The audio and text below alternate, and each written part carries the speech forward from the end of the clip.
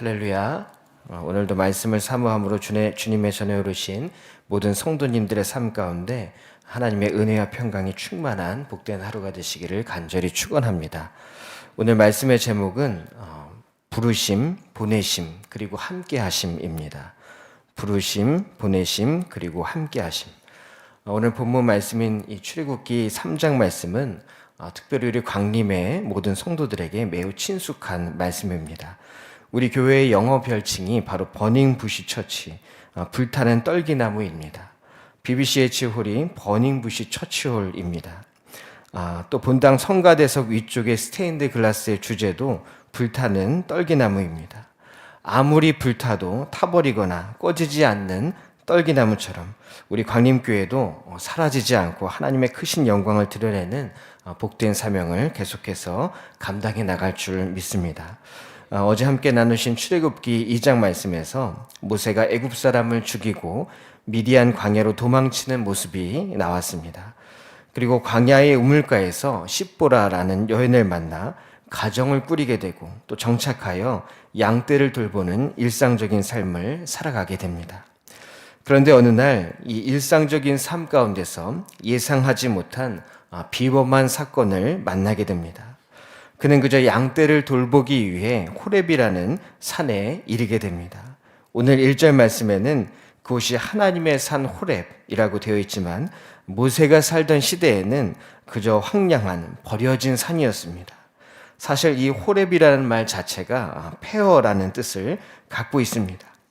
그런데 그 황폐한 산, 이 폐허의 공간에서 모세는 신비한 일을 경험하게 됩니다. 바로 불붙은 떨기나무를 발견하게 된 것입니다. 그런데 당시 광야에서 나무에 불이 붙는 일은 흔히 볼 수 있는 일이었다고 합니다. 광야라는 곳이 워낙에 건조한 곳이기 때문에 바람이 나뭇가지들에 마찰을 일으켜 불이 붙거나 또 나무 덤불들이 굴러다니다가 불 붙는 경우가 지금도 종종 있다고 합니다. 광야에서 40여 년간 이 양을 치던 모세에게 이런 일은 아마도 흔한 일이었을 것입니다. 그런데 오늘 이 본문에 나와 있는 불붙은 떨기나무, 이 불붙은 떨기나무는 불은 붙었지만 타지 않는 신비한 현상을 보이던 사건이었습니다. 모세는 이것을 신기하게 생각하고 다시 확인하고자 이 불붙은 떨기나무로 그의 발걸음을 돌이키게 됩니다. 그리고 하나님은 돌이키는 그의 모습을 보시고 다급하게 부르십니다. 모세야, 모세야. 모세는 그 음성을 듣고 내가 여기 있나이다. 하나님의 부르심에 응답하며 하나님을 직면하게 됩니다. 매일매일 반복되던 일상 속에서 그의 인생을 바꾸고 그의 인생뿐만 아니라 이스라엘의 역사를 바꾸는 비범한 일이 일어나게 된 것입니다. 하나님은 이 모세를 향해 모세야, 모세야 다급하게 부르시며 그에게 소명을 주신 것처럼 오늘날 우리를 부르시며 하나님의 위대한 역사를 이뤄가기 원하시는 줄 믿습니다. 먼저 오늘 본문 말씀을 크게 두 부분으로 나눠보면 1절부터 14절까지는 여호와 하나님께서 모세를 부르시는 사건이 기록되어 있습니다. 또 15절부터 22절까지는 모세가 해야 할 일들에 대해서 하나님께서 자세하게 말씀해주고 계신 모습이 기록되어 있습니다. 우리가 때때로 하나님이 어디 계신가 물을 때가 있습니다. 그런데 하나님이 안 계신 것이 아닙니다. 다만 우리 눈에 보이지 않을 뿐입니다. 그러나 하나님의 부르심을 입은 자, 그리고 그 부르심에 응답하는 자는 오늘 모세처럼 하나님을 만나게 되고 또 하나님의 인도하심을 경험하게 됩니다. 하나님은 어떻게 우리에게 다가오실까요? 오늘 본문 말씀을 통해 은혜를 나누며 기도의 제목을 얻고자 합니다. 첫 번째는 모든 것을 초월하여 부르시는 하나님입니다. 모든 것을 초월하여 부르시는 하나님. 하나님은 모든 상황을 초월하여 우리를 부르시는 분입니다. 오늘 본문에 등장하는 떨기나무라는 것. 사실 이 떨기나무 자체는 별로 특이할 것이 없는 나무였습니다. 건조한 광야 지역에 있던 나무로 아카시아와 비슷한 나무였다고 합니다. 별로 쓸모가 없어서 사람들에게 사랑받지 못하던 나무입니다. 모세가 양을 치던 이 미디안 광야에는 이 나무가 많았다고 합니다. 그런데 그토록 쓸모없던 나무가 특별할 것이 없던 가시덤불이 모세의 눈길을 사로잡았습니다.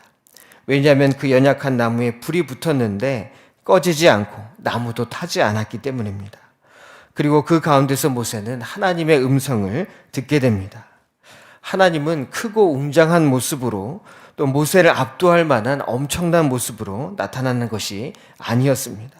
힘없는 존재, 연약한 존재인 떨기나무에 불이 붙은 모습으로 나타나셨던 것입니다.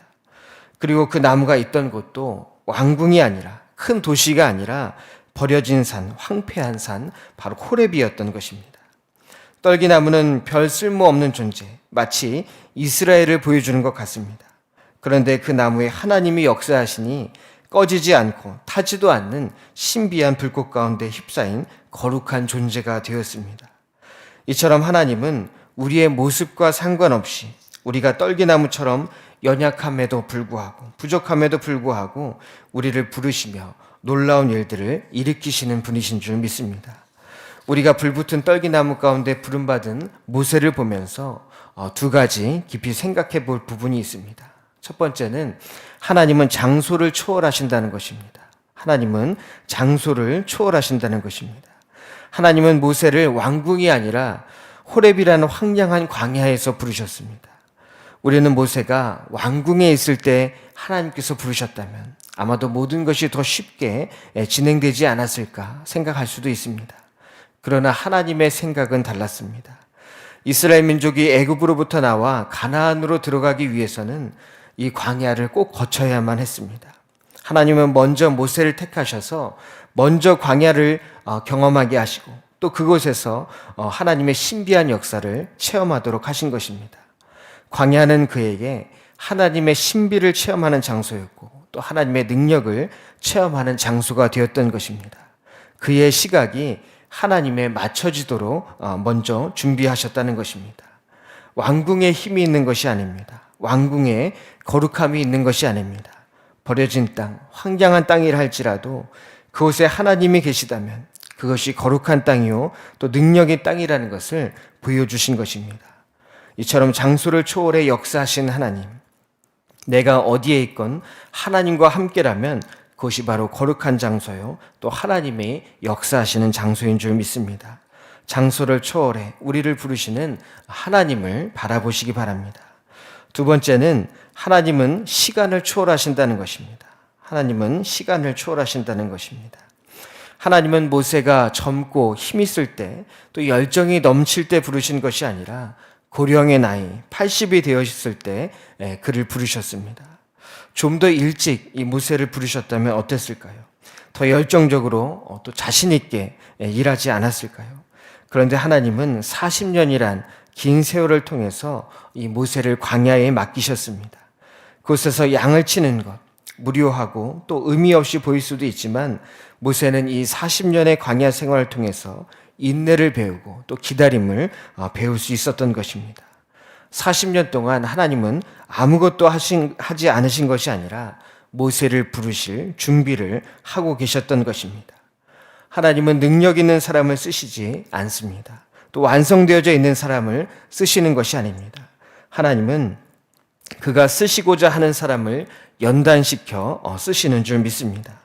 때때로 우리는 하나님 지금은 아닙니다. 상황이 좀 더 나아지면 그때 하겠습니다 라고 이야기할 때가 있습니다. 또 때로는 하나님 좀 더 젊었을 때, 힘 있을 때 사용하시지 왜 지금 부르십니까? 라고 이야기할 때도 있습니다.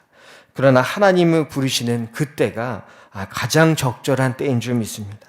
하나님은 우리의 상황을 보시고 일하시는 것이 아니라 우리가 믿고 순종할 때 우리의 상황을 변화시켜 역사하시는 분이십니다. 상황을 초월해 우리를 부르시는 하나님, 하나님의 부르심에 오늘 모세처럼 내가 여기 있나이다, 내가 여기 있나이다 응답할 수 있는 우리 모두가 되시기를 간절히 축원합니다. 두 번째는 하나님의 능력으로 보내시는 하나님입니다. 하나님의 능력으로 보내시는 하나님.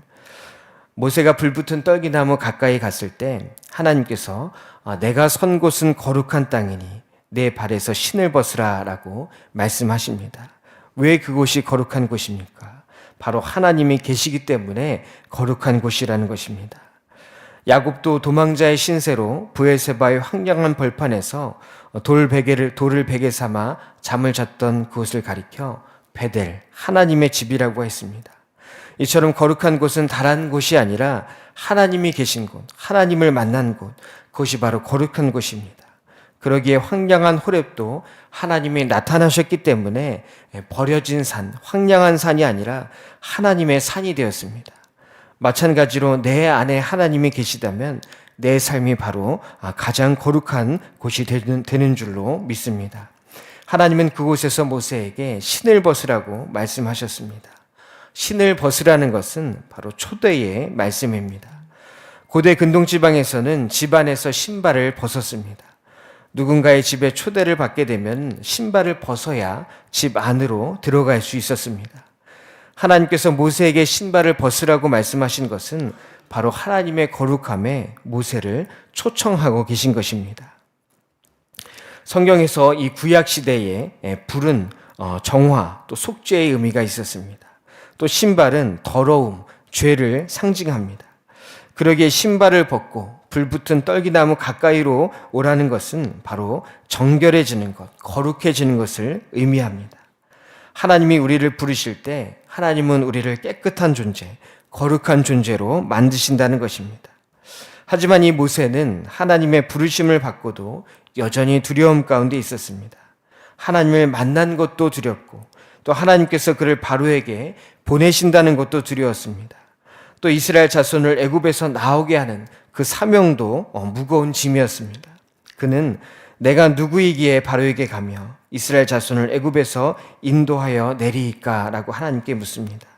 하나님의 거룩함을 체험하긴 했지만 여전히 자신의 모습을 보니 부족한 것 투성이었기 때문입니다. 애굽에서 사람을 죽이고 도망친 자신의 모습, 광야에서 40년간 양을 치며 보냈던 이 무료한 시간들, 또 현재 자신의 모습을 볼 때 나이 들고 또 연약한 육체를 가진 인생의 패배자로 생각할 수밖에 없었기 때문입니다. 과연 그가 하나님을 만났다며 이스라엘 장로들을 찾아간들 그들이 자신의 말을 믿어줄까? 바로를 만나면 자신을 죽이진 않을까? 두렵고 자신감이 없었습니다. 하나님을 만난 체험, 하나님께서 주신 이 비전이 기쁨이 아니라 오히려 두렵고 피하고 싶은 무거운 짐이 되었던 것입니다. 그러나 하나님은 모세의 능력을 보고 부르신 것이 아닙니다. 하나님의 능력으로 부르신 것입니다. 하나님께서 비전을 주셨으니 그 비전을 이루시는 분도 하나님이십니다. 우리가 때때로 어떻게 하나님의 뜻을 이룰까? 인간적인 생각으로 여러 가지 방법들을 생각할 때가 있습니다. 자신의 경험과 지식으로 문제를 해결하고자 한다는 것입니다. 그런데 하나님께서 주신 비전은 내가 이루는 것이 아니라 하나님께서 이루어 가십니다. 우리가 할 일은 그저 하나님의 말씀을 믿고 순종하는 것입니다. 믿음과 순종이 없기 때문에 내가 이 일을 할 수 있을까 걱정하게 되는 것입니다. 빌립보서 4장 13절에 내게 능력 주신 자 안에서 내가 모든 것을 할 수 있느니라. 우리는 이 말씀을 늘 기억해야 할 줄로 믿습니다. 존 웨슬리 목사님이 성화론을 말씀하실 때 주변에 있던 많은 사람들이 비아냥거리며 말했습니다.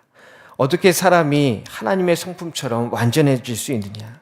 사람이 하나님과 같은 성품을 갖게 된다는 것은 신성모독이다. 인간이 죄인이라는 것을 잊은 교만에서 오는 생각이다. 이렇게 이야기했습니다.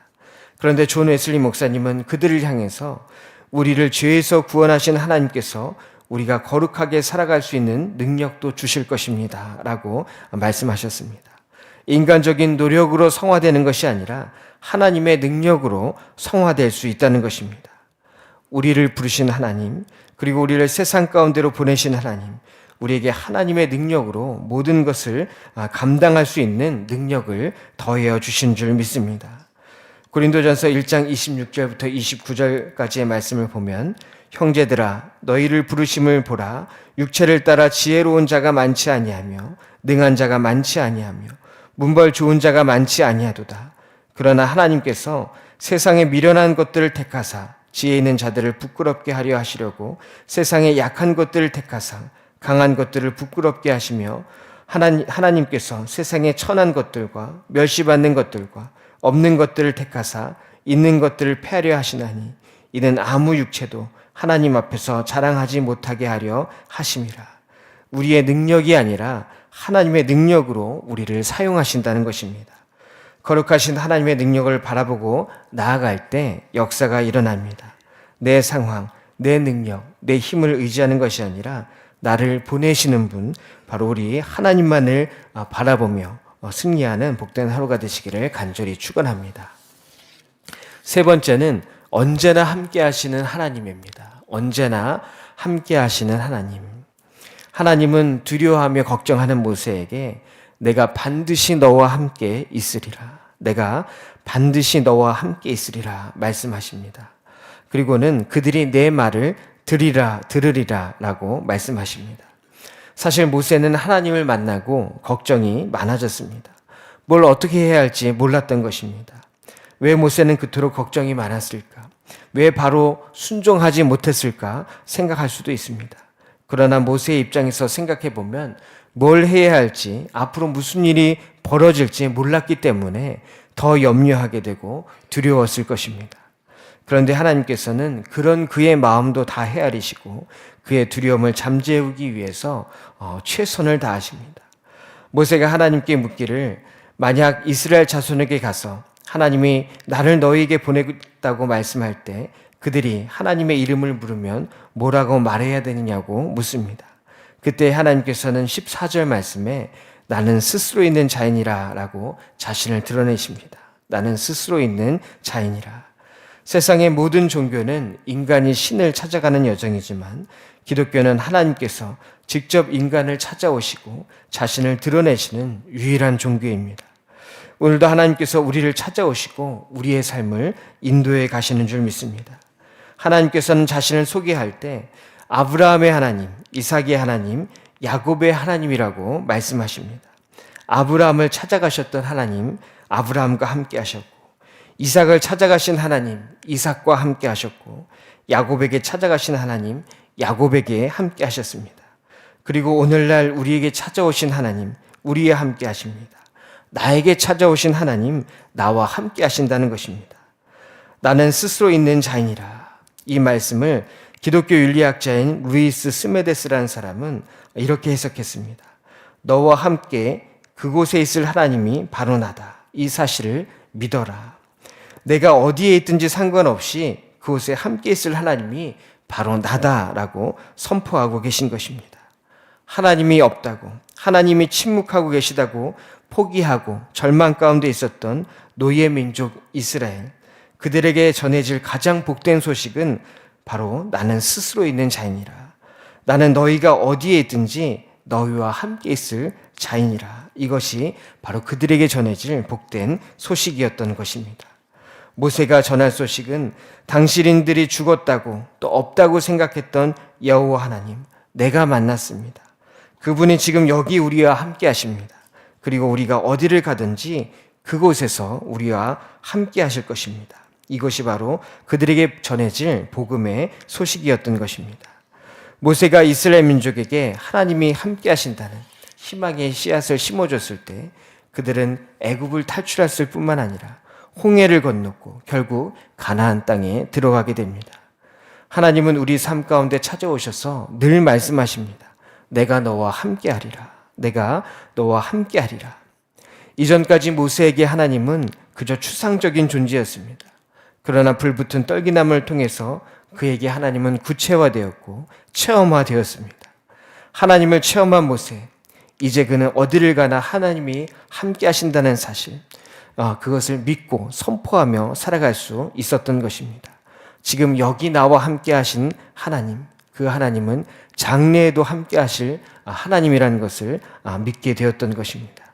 우리가 하나님을 믿고 나아갈 때 외로움 속에서도 용기를, 두려움 속에서도 담대함을 얻게 되는 줄 믿습니다. 나의 능력이 아닌 하나님의 능력으로 살아가는 복된 은혜가 넘쳐나게 될 줄로 믿습니다. 오늘도 이러한 믿음으로 하나님의 부르심과 또 하나님의 보내심과 하나님의 함께하심을 경험하는 복된 하루가 되시기를 간절히 축원합니다. 기도하겠습니다. 사랑의 주님 감사를 드립니다. 오늘도 복된 하루를 허락하시고 하나님의 말씀과 기도로 하루를 시작해 하시니 더욱 감사를 드립니다. 우리를 부르신 하나님, 우리를 세상 가운데로 보내시는 하나님, 그리고 언제나 우리와 함께 하신 하나님, 우리가 하나님 주신 믿음으로 세상의 모든 유혹들, 많은 어려운 것들 이겨낼 수 있도록 주님 함께하여 주시옵시고 하나님 말씀만을 따르는 결단으로 날마다 순종하는 삶을 살아가게 하여 주시옵소서. 또한 믿음이 용기로 이어지며 우리의 삶이 하나님이 원하시는 거룩한 삶, 복된 삶으로 채워지게 하여 주시옵소서. 오늘 이 시간 간절한 소원들과 함께 드린 귀한 예물이 있습니다. 이 예물 위에 복 주시되 하늘에 속한 신령한 복과 땅에 속한 기름진 축복이 넘쳐나게 하여 주옵시고 믿음대로 소원대로 하나님의 선하신 뜻 가운데 응답하여 주시옵소서. 기도로 하루를 시작하오니 주님께서 동행해 주시는 복된 하루가 될 줄 믿사오며 살아계신 우리 주 예수 그리스도의 이름으로 간절히 기도하옵나이다. 아멘.